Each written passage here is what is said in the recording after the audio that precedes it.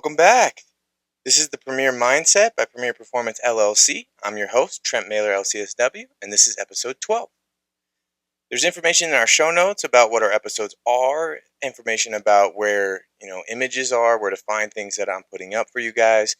If I add in any research, those links will be in the show notes as well, so be sure to check that out.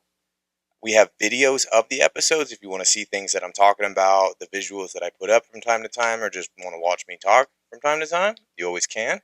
That's on YouTube. That's also on Spotify. And I share clips on social media for little bite-sized pieces of this stuff. So if you guys want to check it out, it's there as well. This podcast is available on YouTube, Spotify, Apple Podcasts, and most of the spots that you usually get your podcasts at. If there's anywhere that it's not that you want it, let me know and I'll get it up there as well.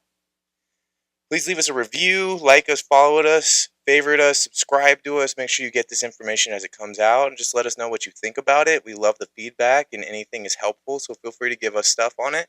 That would be awesome.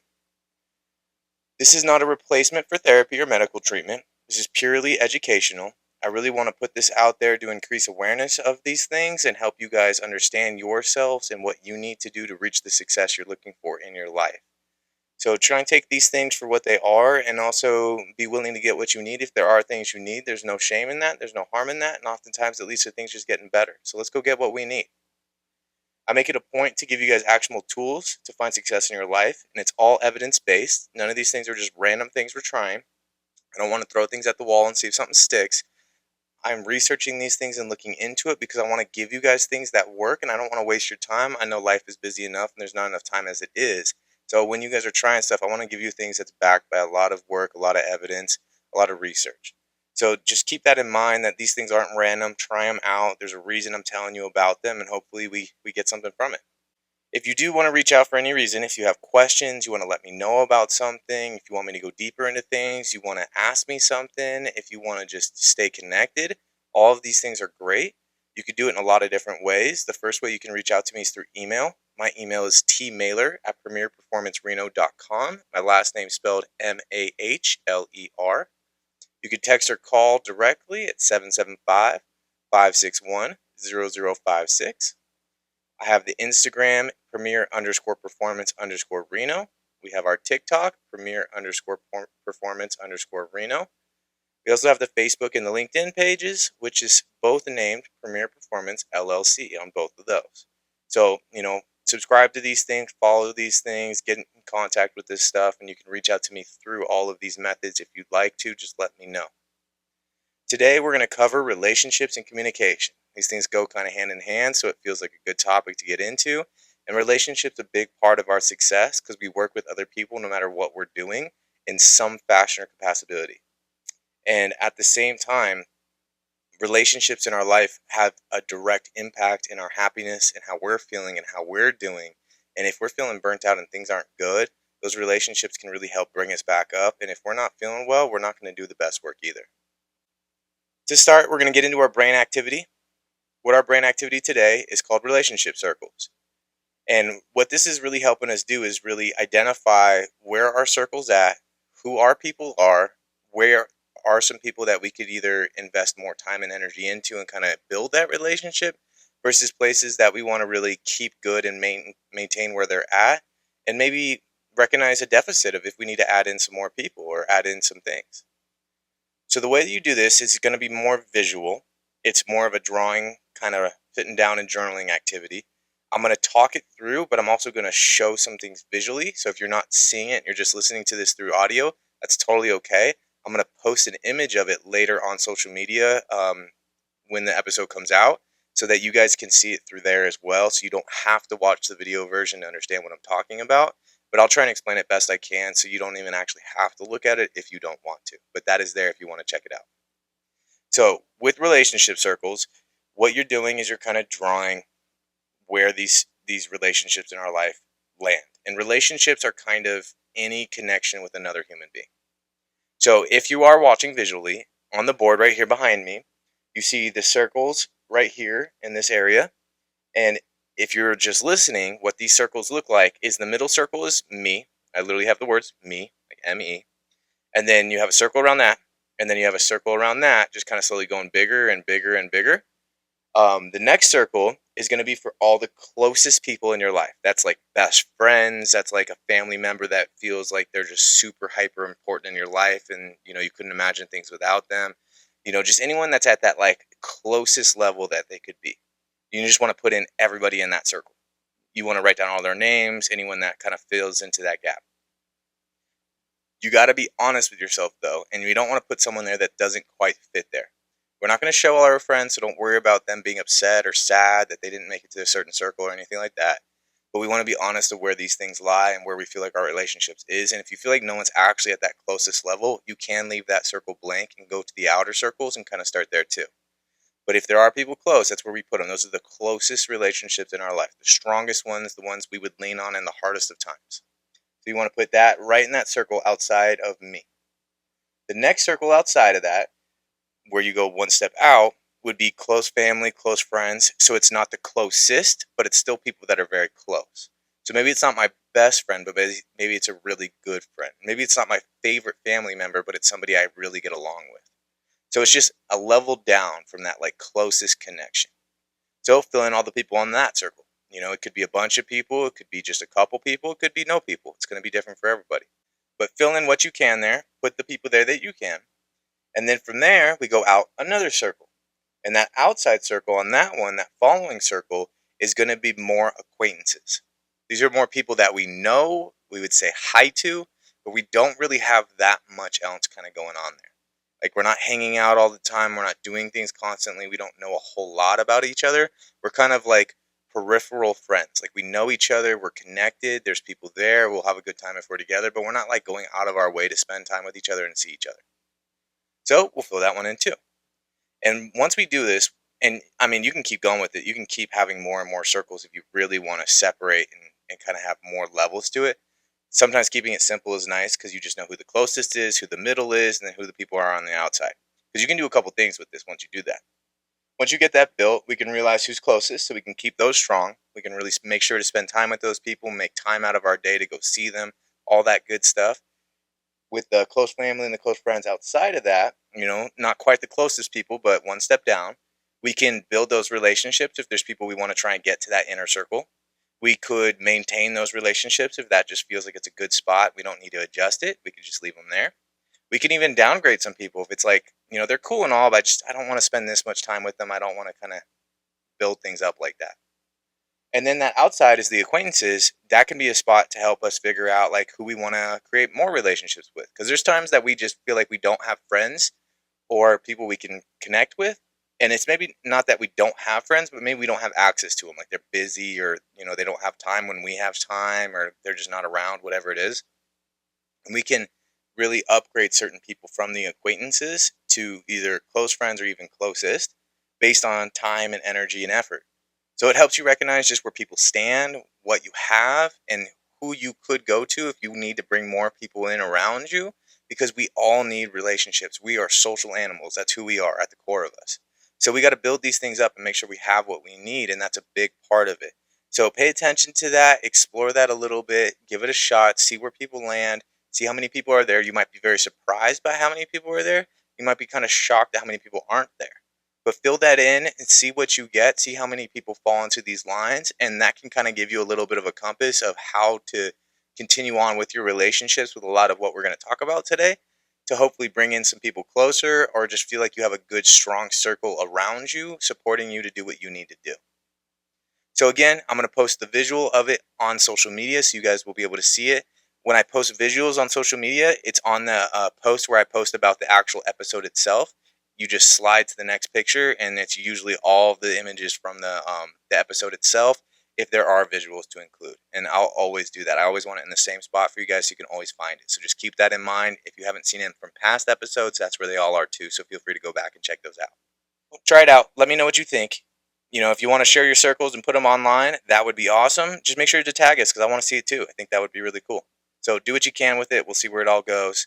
And let's jump into our episode topic today, which is relationships and communication. And we're going to start off with the basic part of just what is a relationship. So a relationship is the way two or more people are connected or the way they behave toward each other. I know it's super vague, super general, super broad. That's because we can kind of have relationships with anybody.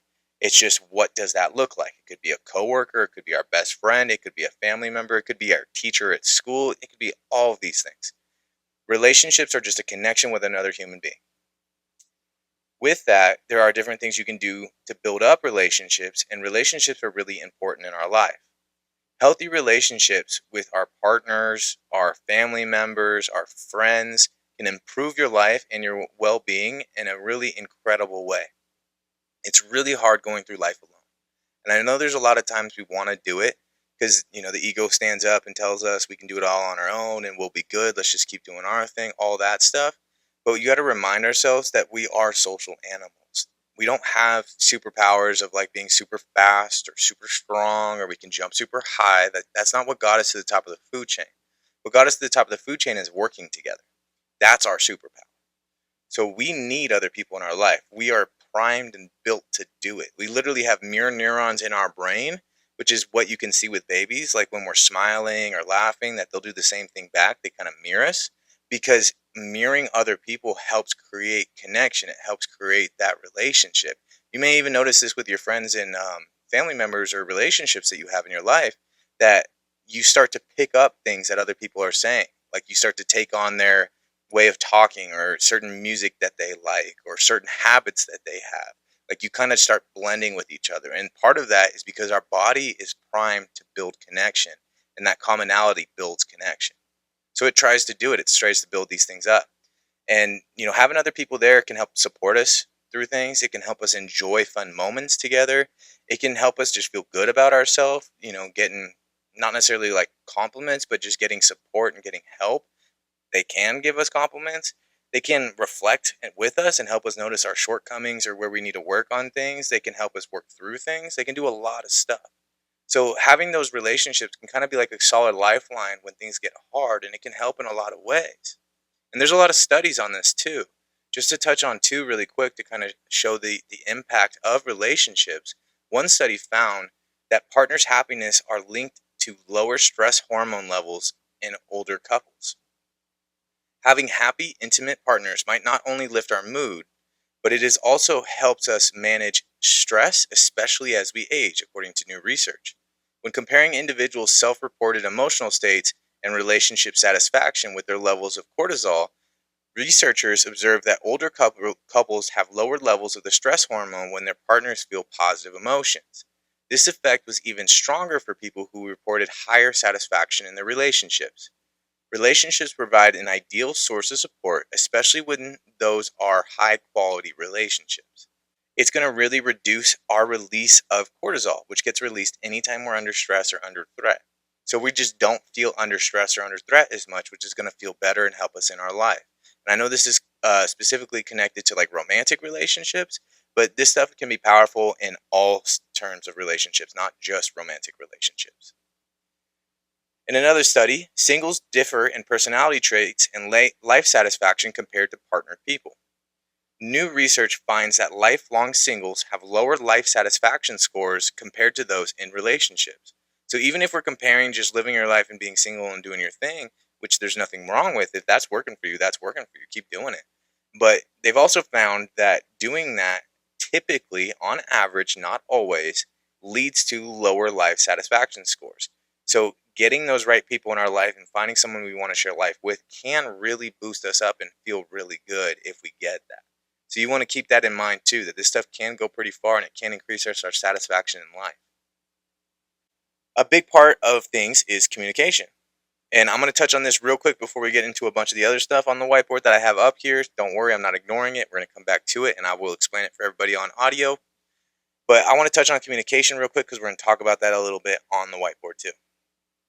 So communication is the process of exchanging information, ideas, or feelings between individuals or groups through various means, including verbal and nonverbal signals.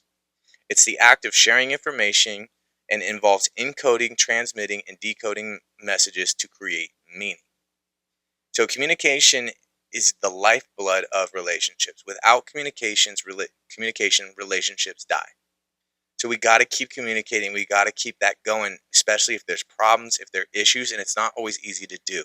Sometimes we get stuck in situations where we just don't want to talk about it because the situation sucks or whatever's going on sucks. and we don't want to deal with it, we don't want to get into it.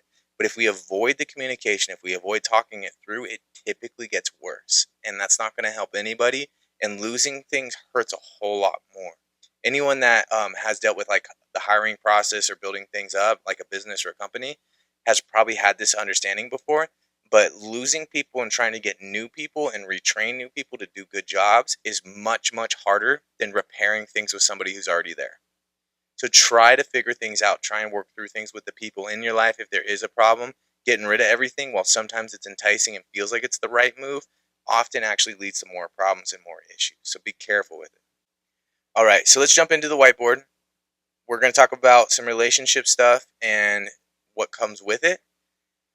And with this, I'm going to explain it all for you guys listening on audio so you guys understand it. But again, that picture is going to be online if you want to check it out. It's on the social media. You'll find it on the Instagram page for sure. And it will be on some other places too, but definitely on the Instagram page. That's our main hub of all this stuff.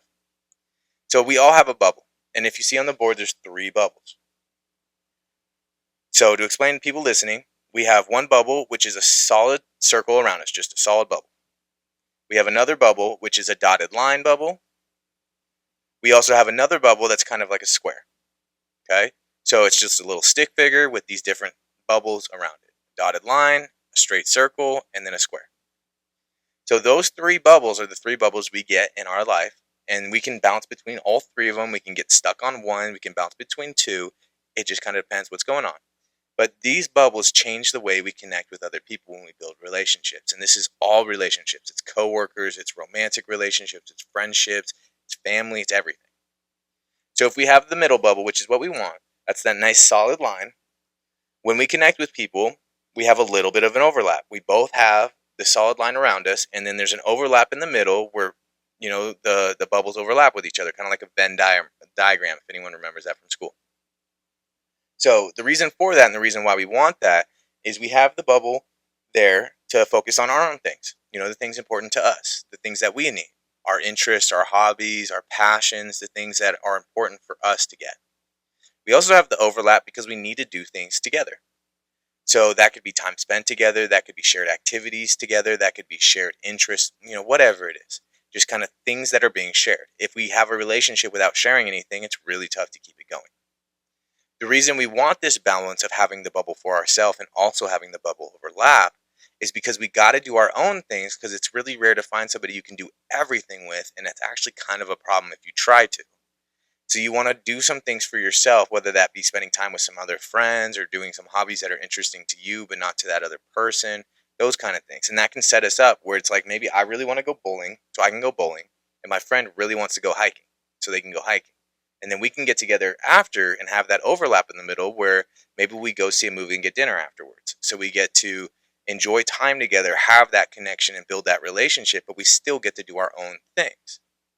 This is important because if we lose out on the things that are good for us, it starts to cause issues in the relationship. We have to keep things that are good for us there, and we have to keep taking care of our needs. We can't sacrifice them for someone else. That ends up creating a lot of problems. If anything happens, because relationships do end, stuff does fall apart, stuff does break sometimes, unfortunately, we get this bottom part, which is our stick figure in a bubble with kind of a piece cut out of it. And the piece cut out is the part that was overlapped with the other person. Because when that person is gone, we're going to feel it. We're going to notice it. It's going to kind of hurt. That's kind of like a breakup. Like it stings. We feel it. We know they're missing. We know there's a void. We know something's wrong. But in this situation, because we've built up that circle on the outside for ourselves, we have that bubble, then we can rely on doing things we were doing for ourselves already. We can just double down on that time. It's less of the overlap time of like, going to the movie and getting dinner and doing more things for yourself, more things with other friends, more things with other people, kind of building yourself back up and slowly rebuilding that bubble back into that full circle again. So then you are ready to reconnect with someone else later. That's why we also don't want to rush the process of going through, a relationship ending, whether it's a breakup, a friendship, or something else. We got to give ourselves time to let that rebuild so we can actually connect the way we need to connect with the new people in our life. If we rush it, sometimes it doesn't connect the right way and it starts to create problems, and we can actually find ourselves in one of these sides of the bubbles, the dotted line or the square. So that's the middle one. That's something to keep in mind. That's where we want to be, but it doesn't mean that's where we have to be. Sometimes we fall into these other sides. So We'll go to the dotted line next, which is on the left. And this dotted line is just a dotted line around the person. It's a stick figure with dotted line around it as the bubble. This person, this relationship, this bubble is created because this person never really got a lot of structure. They want to be told what to do. They like being told how to figure things out. They don't like figuring it out on their own. So they'd like to take on any kind of information or insight they can get. They like being pushed in certain directions. They like being told what to do. They like being directed. That can be nice. It can be nice to not have to think much, to kind of just follow along and not have to give some thought to things because, trying to make a choice on your own is inherently a little bit risky. It could go bad. It could go right. We don't know. So sometimes we try and avoid it. And that's kind of what this bubble's like. This bubble's more of like, I just want to go along with the flow and I don't want to try and shift anything up or do anything for me. I just want to go along and not ruffle any feathers. So when this person gets into a relationship with a bubble like this, it looks a little different. As you can see, it's two stick figures sitting in a bubble together. Okay, and it's just a big bubble, just like a solid bubble like the one we talked about in the middle. And it's just two stick figures in there. And what this is codependence. This is two people trying to live their life together in one bubble. It just doesn't really work because there's a lot of hardship in trying to do all this stuff together all of the time. Because if we go back to our example of wanting to go hiking and wanting to go bowling and then maybe getting dinner together afterwards because we want to do our own things, in this situation, all of that falls apart. If one person wants to go hiking and the other person wants to go bowling, well, one person is sacrificing or we're doing nothing and both people are sacrificing. So that can start building up resentment. And you also start to find, because of the codependence and kind of leaning on each other to decide these things, that maybe the person with the dotted line bubble doesn't want to actually choose anything. They just want to go with the idea of what the other person has, even if they don't even know if they're going to like it. They just don't want to ruffle any feathers. They don't want to say anything different. They don't want to push against the current. They just want to go with the flow. That can be nice. That can work out. And sometimes people genuinely don't really care. They're just like, I'm good with whatever. But sometimes, especially in this situation, it's more so that they're not willing to share what they want to do and they're trying to hold it back. So when you do that, it starts to create problems. It starts to create issues because we're going to keep building up that resentment of sacrificing things that we need for ourselves. And we're also spending almost all of our time together with it, which is exhausting and starts to burn us out. And you may have noticed this before, that you're spending time with a friend and it feels good and you love that friend, but you start spending more and more time together and it's like, all right, this is just too much. I just need a break from that person. And it's not like there's anything wrong with that person or they did anything bad. We just need time away to let things reset. We just need time for ourselves sometimes. We can't do things with other people all of the time. We need balance. So eventually it breaks. It's too much pressure. It's too much, leaning on each other, and it starts creating issues and problems. And then you get somebody floating down here with no bubble. It's just a stick figure floating. And I've had some clients explain this point as feeling like they're literally dying because they're so used to getting that direction. They're so used to following the lead of whoever's leading them. So they want to be told what to do, what to like, how to act, how to dress, all those things, because they just kind of almost chameleon their way through life, where they're just kind of playing off of what other people are doing. They're not really trying to do their own thing. They're not really leading on their own. They're just kind of trying to mix in with whatever's there. So when there's no one else there and they're by themselves, it's just this complete freak out. It's the complete panic. And that's why it feels like dying, because they don't know who to be. They don't know what to do. They don't know how to act. And now everything in their life is up in just the wind and they're freaking out and they're worried. So oftentimes what you find is that person that's floating with no bubble will try and jump into someone else's bubble as quick as they can. And this is how you find somebody and see people where they break up on Friday and they're in a new relationship come Monday.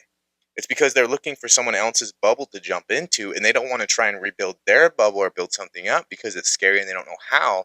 So they just jump into someone else's bubble. It's the quickest fix.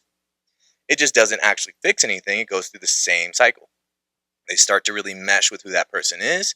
They start to kind of chameleon and be just like that person and take on things they never had before. And then they keep doing it. Things start to fall apart. Things start to break. And then they pull back out. And then they do it all again. So it can be exhausting. It can be overwhelming. And trying to find that core of who we are and what we like, while it's hard, is worth doing. It's worth putting that time into. And there's some things that we're going to talk about towards the end of this to help guide you guys on how to do that and how to start that process.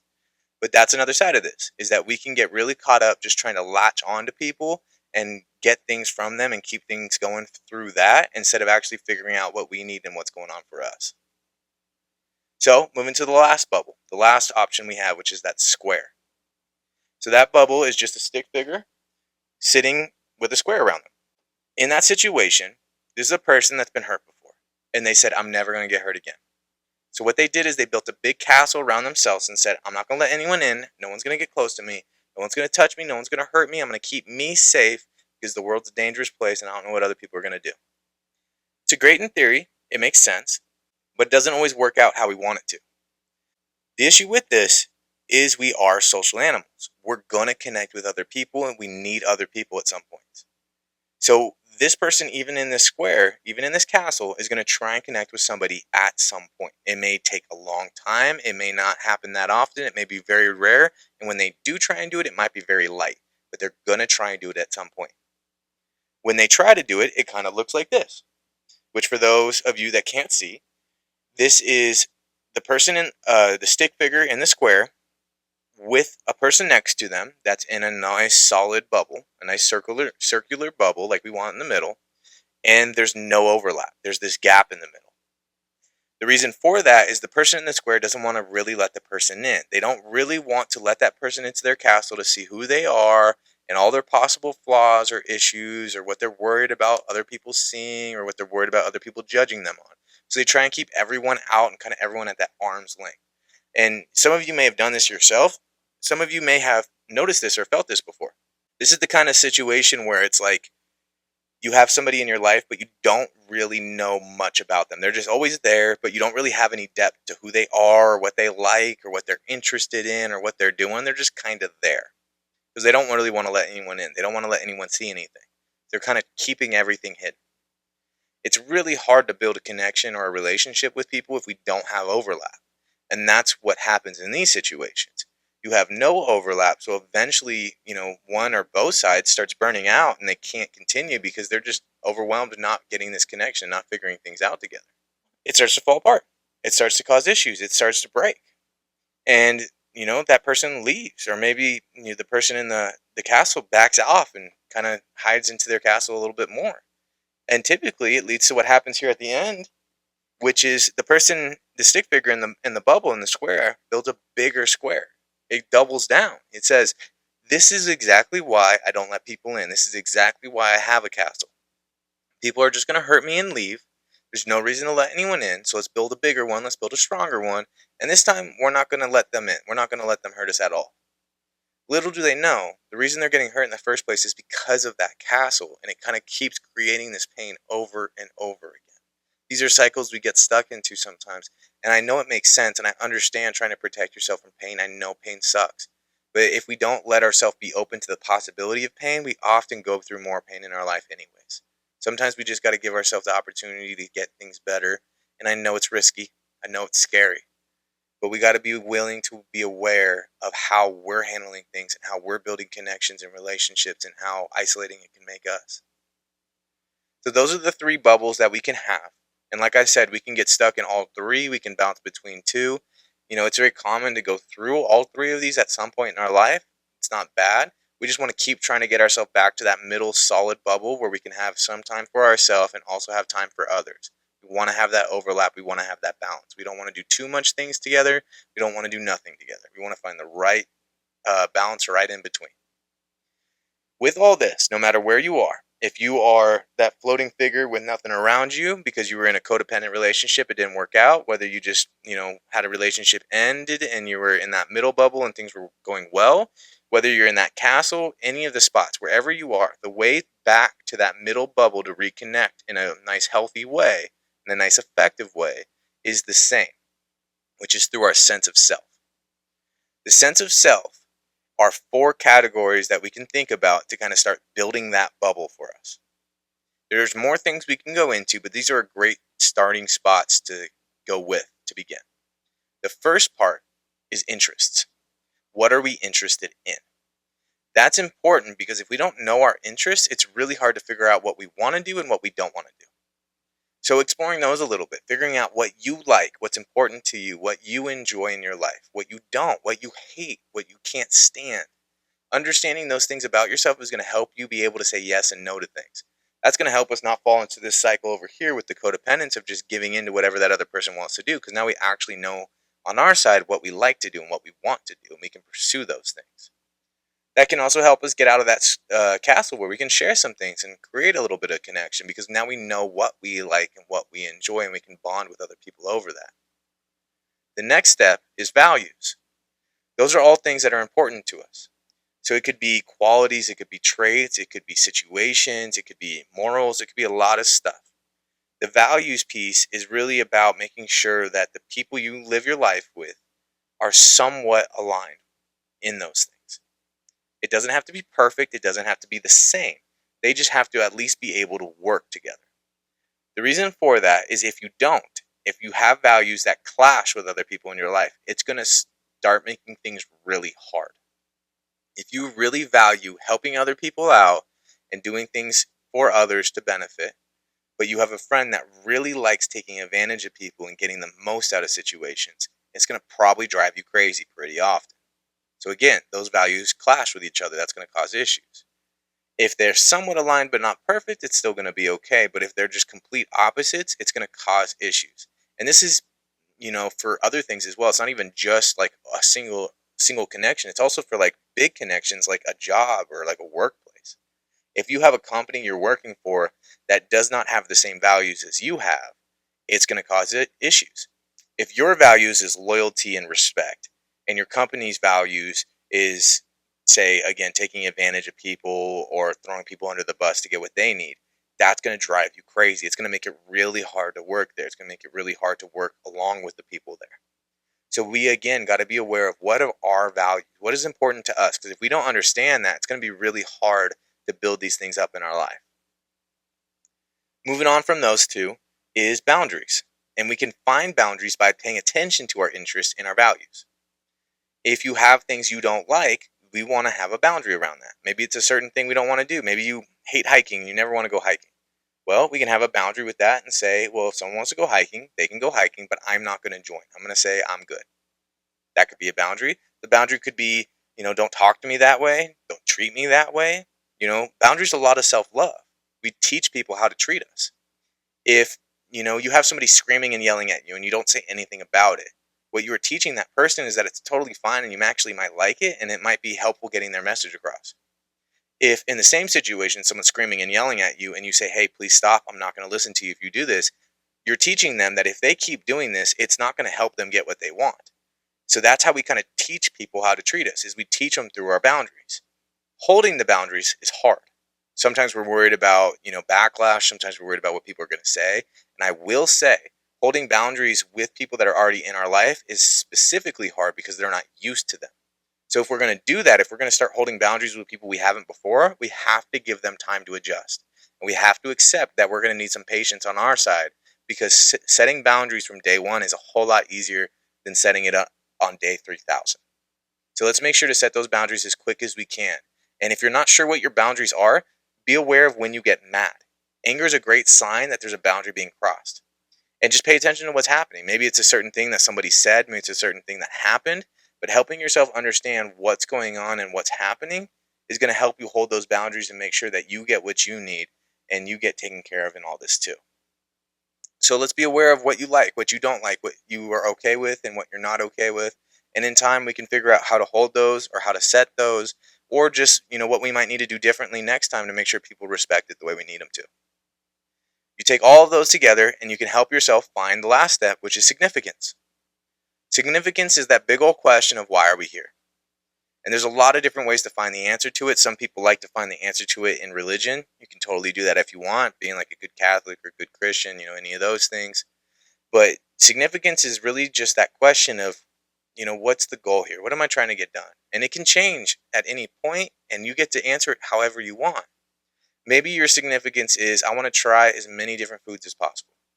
That's it. I just want to eat a lot of different things and experience a lot of different cultures. That can totally be a significance. And that can help us figure out some things in life. Because the significance is kind of like being lost in a forest and not sure where we're going, but we know where we need to get is north. So we just go north. We don't know exactly how to get there. We don't know exactly the trail to get to that place. But if we go north, if we follow that direction, we're going to get pretty close. And that's kind of what significance is. It helps us figure out where we're going. It helps us figure out our small steps. It helps us figure out our goals right in front of us so we can get to those bigger goals later. For instance, if your goal or your significance is to travel the world, see as many different things as you can. Well, if you have a free summer and you have nothing to do, you could get a job on like a cruise ship and go see some stuff. You could get a job working in the airlines and fly over the place and see different areas and check things out when you're in different cities. You could go do like a travel photography job and just go around and take pictures of things and get to feel different areas and understand things. So it kind of starts to set up those lower goals and helps you figure things out. You can combine those things with the interests and values to find something that does really fit for you. And it could be something that you play around with and start finding that good fit. It kind of goes back a little bit to that ikigai stuff we talked about in the past episode. So you can explore that a little bit as well, but this is just a way to figure out who am I and what do I want? What do I need? And the more you figure that out, the more you understand that, the further it'll go in your life. So give it a shot. One of the ways I like to do it is take a piece of paper and you could split it into 4 categories and then fill in as many things for each topic as you can. So fill in as many interests as you can. You might have like 1,000. You might have 5. Fill in as many values as you can. Fill in as many boundaries as you can. Fill in as much as you can about significance. And then take some time and look back at it and reflect and see which areas feels like it's lacking. Because that's going to help identify to you what things should I work on, what things should I really pay attention to and start to build up so I can make this a little stronger. I can get this set up in a way that's going to work for me. So play around with that. See what you guys think. If you get anything with that and you're not sure where to go with that, let me know. I'll help you through it. I'll point you in a direction and let you know what to do with it from there. But that sense of self is really going to help us reconnect with us. It's going to help us understand ourselves a little bit more. And it's nice to do it every once in a while because we change all the time. I mean, think of 5 years ago versus now and how different you are. Things change all of the time. We don't realize how much they change until we actually stop and look. So let's pay attention to these things and let's keep updating on this stuff and see what's changing and where we're at and where we're trying to go. Moving on and moving away from the whiteboard, moving back to kind of the episode in general, going back into some research, is we really need to take care of our own needs. This is partly why we do this stuff, is it helps you understand what those needs are, what kind of things you need to focus on, but we got to do this in our own life all of the time. And you might have some things in your daily life that are just like needed, like you just can't skip. We need to get those things in. So sometimes we got those things, we got to take care of that stuff. Sometimes there's things that we need within a week. Sometimes there are things what we need within a month, maybe even a year. We just got to make sure to understand what we need when we need it and make sure we go after it and take care of those things and prioritize those things. It's hard to be there for others if we don't take care of ourselves. And I know there's a lot of people out there that like to reserve themselves for what other people need and taking care of other people first. And that's a really noble thing and that's awesome. I like helping people myself. It's not a bad thing. But if you don't balance it out with taking care of you, you can't help anybody else. And the help you're going to be providing isn't going to be very good. So I know it feels weird, and I know we don't talk about it a lot, and our culture is very like selfish, like opposite. Like we don't want to be selfish, and we talk about how bad it is all the time. But it's actually a good thing to be selfish. We just want to make it balanced. We can't be selfish all of the time, but we can't be selfless all of the time either. If we're never selfish, you don't eat anything for yourself. You never sleep. You never take time to do something for you. You never build things up for yourself. You never enjoy yourself. We're constantly doing everything for everyone else, and you're going to burn yourself out. You're going to wear yourself down, and then you're not going to be able to be there for anyone else either, and then you're going to feel bad, and you're going to feel guilty that you can't help anyone else too. So we have to make time to be selfish so we can be selfless. So be sure to make time for your own needs and be wary of what those needs are. If you're not noticing what those needs are, again, pay attention to those boundaries. Pay attention to when you're getting angry or frustrated and ask yourself, what am I not getting here or what's going on here that's causing this? That can also be a great insight into what needs we have that aren't being taken care of. And if you're struggling to figure out some of those needs, you can always check back in on that emotions episode we talked about, where we went over some topics and recognizing different needs our body's telling us about. And I also posted those handouts on the social media page again, so you guys can find those if you didn't get a chance to look at those. Go check those out. They're pretty cool. Another study links sleep apnea treatment and a happier, healthier relationships. Couples demonstrated more satisfaction and less conflict with sleep apnea treatment. And this is kind of like highlighting that idea that if you take care of your needs, such as getting good sleep because you're taking care of the sleep apnea, it leads to more satisfaction for both people. If we take care of us, we can be there to take care of someone else. If we're doing that on both sides of a relationship, we're usually both feeling pretty good. So try and take care of your needs. Try and be aware of what those needs are, and let's take care of those things and build ourselves up and see how far they go. You guys might be surprised at how far it goes. In relationships, a huge important part is the importance of negotiation. Negotiation is very crucial because it's going to be really rare that we just agree on everything. If we are agreeing on everything, there's a chance we're falling a little bit more into another category. In this instance, the category would be, that dotted line, that codependence. So we need to negotiate sometimes. Negotiation is crucial in relationships. It fosters respect, trust, and collaboration. It ultimately strengthens bonds and it leads to a more fulfilling outcomes. It provides a framework for addressing disagreements because they're going to happen, for making joint decisions because we need to do that sometimes, and resolving conflicts in a constructive manner, paving the way for lasting connections. Because in relationships, things are going to go wrong. There's no relationship out there that doesn't have something that goes wrong at some point. It's going to happen. It's just, what do we do with it once it goes wrong? Do we just, dust our shoulders off and say, whatever, I'm over it, I'm not going to deal with it? Or do we work through it? Do we get through those problems? Do we problem solve? This is where negotiation comes in. This is why it's so important. Because if we just let things run their course and we never negotiate, it's going to be really hard to build a relationship that lasts a long time. Because at some point, something will go wrong. And if we can't work on it, if we can't fix it, it's just going to cause more and more issues. So we got to have that skill of negotiation. And it can be hard. It's a lot of kind of coping and reminding our ego not to step up the way it wants to, and allowing ourselves to look at what we could be doing and what we could be doing better. It's not always easy to do. This could be shown in romantic relationships along with other relationships, but I'll go over a study that jumps into romantic relationships to show the power of determining things and that negotiation piece and how it can create more happiness. The happiest couples were those in which both partners reported a high sense of personal power. It appears that the subjective feeling of power and the feeling of being able to act freely significantly impacts the quality of the relationship. In most of these couples, both sexes stated that they were able to assert their preferences when making decisions that are important to them. According to the psychologist in this study, this is not necessarily a contradiction.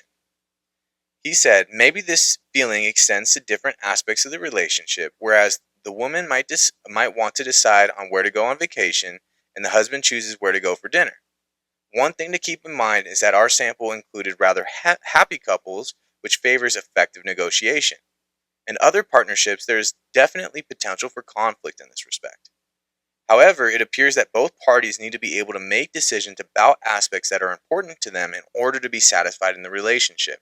That goes back to knowing what we care about, knowing what's important to us, knowing when we need to stand our ground and say, I don't want to do that, or I do want to do that, versus when we're just totally okay with it and it doesn't matter. And that's kind of what they're saying. Like, it doesn't mean they overlap and they contradict each other. Sometimes one person might really want something and the other person just doesn't. And that's fine. Sometimes it is a conflict because two people want two different things and we got to find a middle ground. Sometimes it's something else. So that's where the negotiation comes in, of trying to figure this out together and how to build this up. And it just tends to lead to a more satisfied relationship and just getting through things easier. So explore that a little bit. And I know this study is focusing a little more specifically on heterosexual couples, but it kind of works for all. This is just what the study was looking at. So keep that in mind, with just that power of determining things in relationships and how it can lead to that happiness, and that we just need to figure out how to do it together. Going back into communication a little bit more, effective communication is crucial for healthy and lasting relationships. It allows partners to understand each other's needs, to build trust, to resolve conflicts, strengthen emotional bonds. Clear communication prevents misunderstandings, avoids resentments, and fosters intimacy. So really, the more we can communicate and the more we can communicate effectively, the stronger everything gets. And this is in all relationships. This is even with coworkers. So we want to build these things up. We want to talk through things. We want to figure things out together. And if we don't, if we get stuck on it, it tends to just cause more problems, more issues. Negative marital communications leave literal and figurative wounds. So this study links destructive interaction patterns to lower immune function. It literally affects our immune system. A tendency for one or both spouses to avoid or withdraw from tough conversations could set up married couples for emotional distress, bad feelings about their relationship, chronic inflammation in the body, lowered immune function, All through this research that this study was showing, they have shown this, they've proved this. A few specific findings suggested how insidious the effects of poor communication patterns could be. Wounds literally healed more slowly in couples who mutually avoided talking about tough topics and also showed fewer positive behaviors during lab discussions. So the body literally took longer to heal with these things going on. And this is where I go back to that connection of the mental and physical health and how strong it is, because we don't really realize it, but it really is powerful. And if we aren't taking care of these things, it leads to bigger issues. So we got to be wary of that. Even when mutual avoiders were more positive while trying to resolve the conflict, the positivity didn't help their wounds heal more quickly. So we want to try and get through this stuff. It's not just about being positive with each other. We just got to communicate stuff and not avoid it. This is why I keep telling you guys, don't avoid things. Just jump on it, embrace it, because avoidance just almost always leads to more problems. You guys just got to be really careful with it. I don't want you guys getting stuck in those avoidance patterns. So just try and face things, whatever they may be. Even if it sucks, ripping the Band-Aid off as quick as you can is just the best thing to do. And it's not saying that we can't take breaks and we can't take time to think and we have to be impulsive. But if we just avoid these things and don't jump on the stuff we need to jump on, it's going to lead to issues too. Another study went into how to reduce the temptation to cheat. And I think this goes really well in this category that we're talking about right now with communication, because it's a lot of understanding the partner's perspective. That's what they're going with. So in the study, they looked into adopting a partner's perspective and how it increases commitment and the desire for that partner, while simultaneously decreasing sexual and romantic interest in alternative mates. According to a new study by a team of psychologists, the findings suggest that perspective taking discourages people from engaging in behaviors that may hurt their partner and damage their relationship. People are unfaithful for a variety of reasons, according to the study's lead author, a professor of psychology at Rickman University, Birnbaum. Birnbaum notes that people may be satisfied with their relationships, yet still may betray their partners. Context is key. People often cheat not because they planned to do so, rather the opportunity presented itself and they were too depleted, too vulnerable, like we've talked about before. That could be too tired, too drunk, too distracted to fight the temptation off. Co-author Harry Ray's, a psychology professor at the University of Rochester, agrees that there are multiple reasons for cheating. Men are more likely to cheat because they feel their sexual needs are not being met, while women, on the other hand, are more likely to cheat because they feel that their emotional needs aren't being met. So we got the two sides of it, of why men cheat and why women cheat. Not always, but these are the majority of reasons. These are the ones that are most common. But we also see that the most important part of all this stuff is understanding other people in the relationship and how they're feeling and how these things may impact them. Keeping those things in mind tends to make us more vulnerable to these people, more open to these people, and a little easier to hold off that temptation or that idea of cheating or stepping outside of the relationship to get these needs met. And we're more willing to negotiate and try and take care of things together. So try and be aware of how you're looking at things and try and consider that partner's perspective, especially if you're considering things outside of the relationship. And in all honesty, if it's at that point where we're considering things outside of the relationship, try and figure it out with that partner. But if things are just done and you're done with it and there's no way forward, sometimes the best thing to do is just to be done with it. And I know that sucks to hear, and I see this in couples counseling sometimes where I get people coming in that are very they're very openly done with the relationship. Like neither one of them wants to fix things or work on things. They just don't want to accept they're done with it. Sometimes it's just the best answer because we can actually move forward and try and figure things out that do work. And I know it gets complicated and there's a lot of things in there. And sometimes we're still wanting to work on it. We're just not able to right this second. And that's okay. That happens. But we want to try and get ourselves to these spots to work on these things and get things better. And understanding things from that other person's perspective can really help with that. Going back to communications, a study looked at how a thank you goes a long way in family relationships. Researchers have previously explored the positive impact of perceived gratitude from romantic partners for couples' relationship quality. In a new study, they show the benefits of perceived gratitude also apply to parent-child relationships and can promote individuals' mental health. You've probably heard that cultivating gratitude can boost your happiness. I know you guys have because I've talked about it. But in marriage and families, it's not just about being more grateful for your loved ones. It's also important to feel appreciated by them. that gratitude for people in our life and showing that appreciation towards people can really go a long way, and it can help out a lot. Be wary of throwing these things out there every once in a while and just making this stuff be seen, because we often feel these things, but we don't always open up and communicate these things. And I've heard it a bunch of times, especially with grief, of how people wish they've told that person how they actually felt. So just be honest with the people in your life of how important they are, how grateful that you are for them, or for whatever reason. And it goes a long way with strengthening that bond, and it just feels good for everybody. So don't be afraid, don't shy away from it. Another study went into venting your frustrations and what that can do, and they found that venting your frustrations can make your friends like you better if you do it the right way. Psychologists find it isn't cathartic to necessarily vent, but it can strengthen bonds that may pay off in the future. Venting about your frustrations with one friend to another may feel good, but it doesn't necessarily reduce the anger. Sometimes we got to take care of the anger through other things, through dealing with a situation or the conflict. Experiments showed that people who listened to a friend vent liked and supported the person more than those who were vented about, but only if the person venting didn't derogate or seem aggressive towards the other friend. So we have to be aware of how we're venting. But just the fact of being vulnerable and opening up about frustrations with another person can lead to more connection. That vulnerability leads to connection, no matter how we're really doing it. We just got to do it in effective ways. This continues on with another study looking at how we're texting each other, because that's how we talk most of the time. And they found that texting abbreviations also makes the sender seem insincere. So if you want some to seem sincere and receive more responses to your texts, spell out words instead of abbreviating them. This research has shown that it kind of makes us feel like people don't care as much, or that this isn't as important to them if they're doing an abbreviation, because it feels like a shortcut. So taking the time to actually spell it out actually makes it hit harder. And I know it's a little change and it's not much to it. I know that the intent behind these things is the same, but this is how it comes across, and this is something that they have shown in studies. So keep that in mind. If you want to say like a thank you, saying like TY versus thank you, it's going to just hit different. It's just being aware of how those abbreviations are going to play out.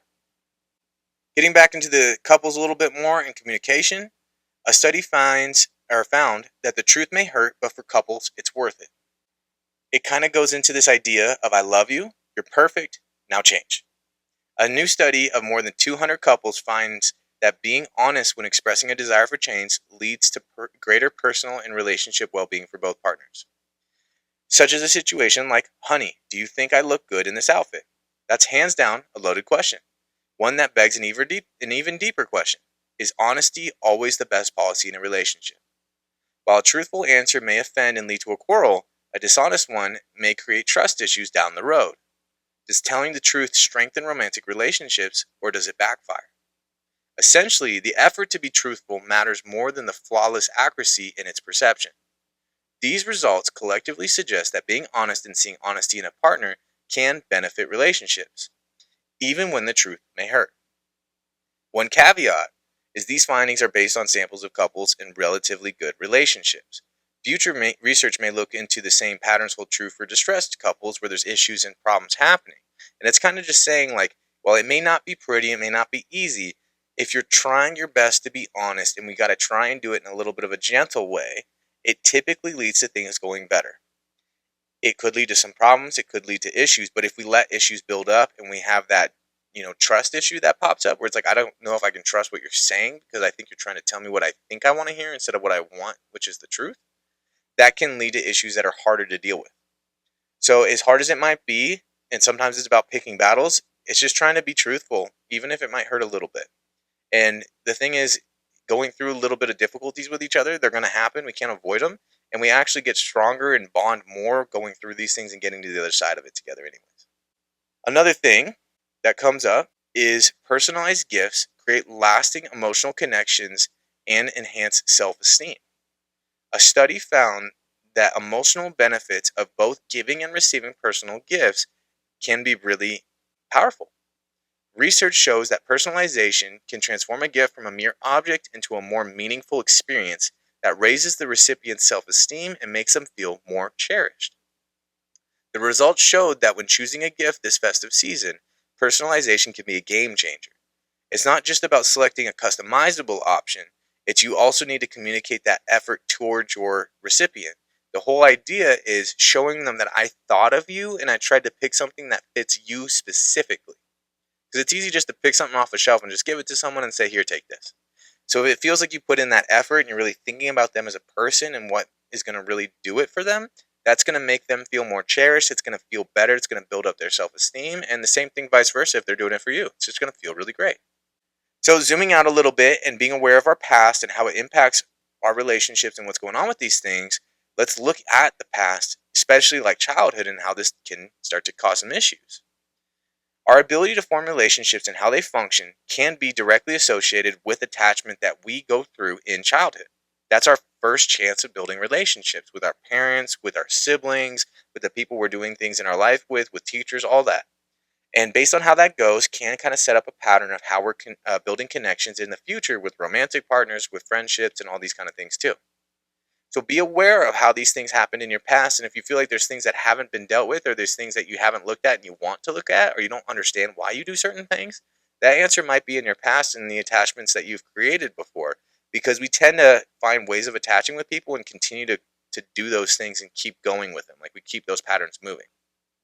So be aware of that. Let's see what happens and how that functions. And to kind of really emphasize that, I included a study here talking about the risk of domestic abuse and how it increases over time for those exposed to childhood maltreatment. Because again, that's our first chance of these things. And with it, it's kind of like the idea of if I get maltreatment in childhood and that's from, say, my parent in the situation, well, I might build that connection that abuse or abusive things is normal in a relationship. So I might go find more of those things when I'm finding a romantic partner later. The risk of experiencing intimate partner violence may accumulate over time among people who experienced childhood maltreatment when they were younger, finds a new study.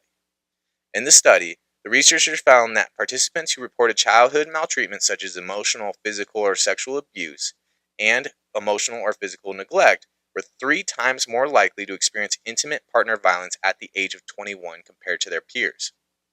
However, the risk of domestic abuse continued to grow over time.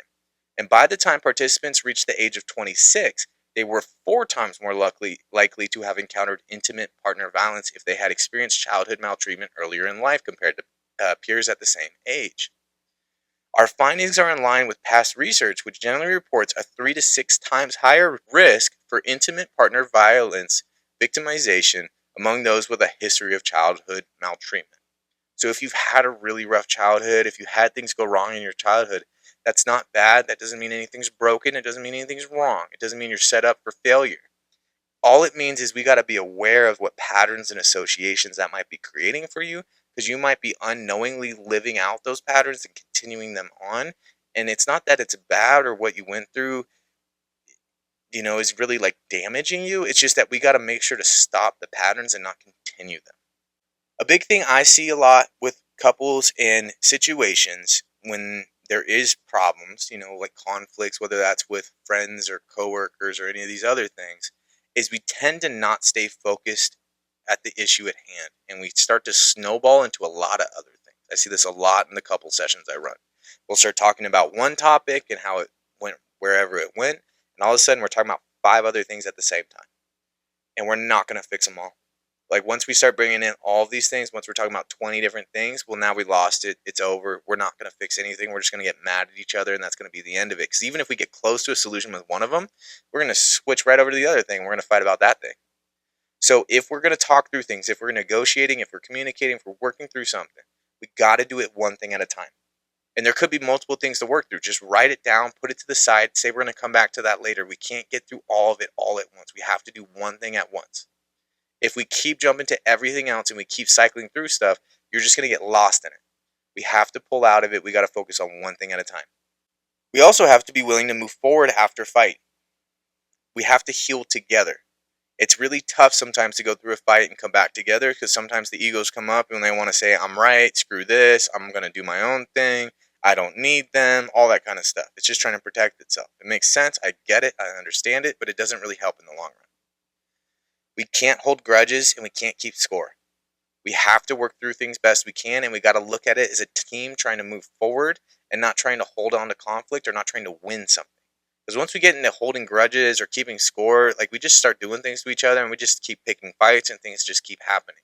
We got to try and keep moving. Once we get through a fight, once we communicate through something, once we negotiate through something, we have to keep moving. We can't bring it back up. We can't create zombies. We got to keep moving. With people in your life, if you're working through something and you work through it, let's keep moving. If something new happened, let's work on that. If something happened again, let's work on that as a new thing. Let's not say, hey, this is the same thing 1,000 times again. Let's do the new thing. Let's keep moving. Let's give people a chance to change. Let's give people room to grow. With all of this stuff, recognition is the first step. If you don't recognize what's happening, it's really hard to do anything about it. So pay attention to stuff, see where you're at. That's partly part of the idea of like recognizing where these relationships are, where you guys are with how you're handling relationships, with relationships you have in your life. Just recognize where you're at, where issues you're having are, what's working, what's not. Feel free to share this episode. If you find that there's people that you think could benefit, maybe it's a partner, maybe it's a friend, maybe it's someone else, send the episode to them.